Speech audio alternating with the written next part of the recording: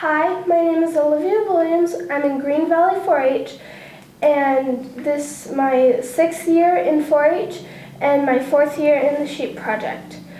My poster is sheep pedicures, keeping hooves healthy.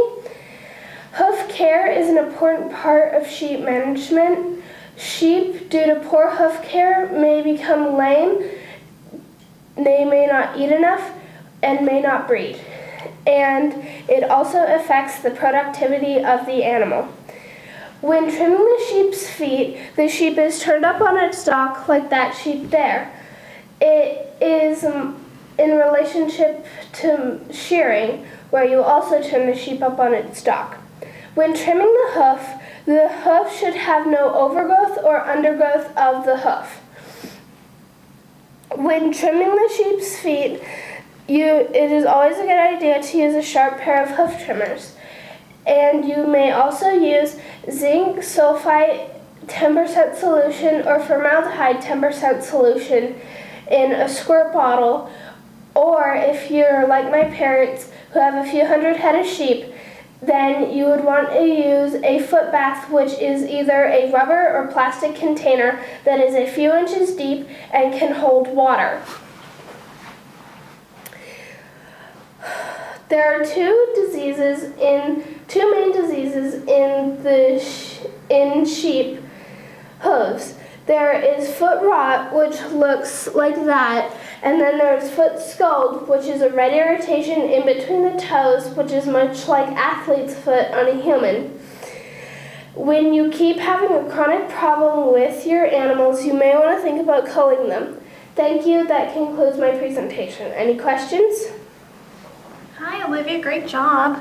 So I do have a couple questions. So you talked about culling at the end of your presentation. Can you explain to me what culling is?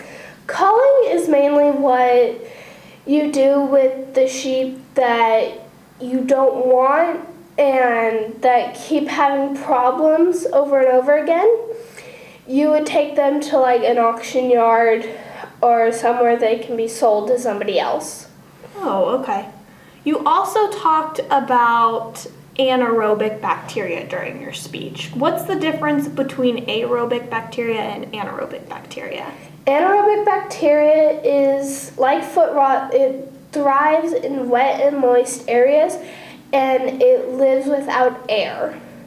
And aerobic bacteria has to live with air, so it has to be in an open environment. Oh, okay. So now, is this process different, that you explained different, let's say if you were doing this to 200 head of sheep at all? Yes, the process is different.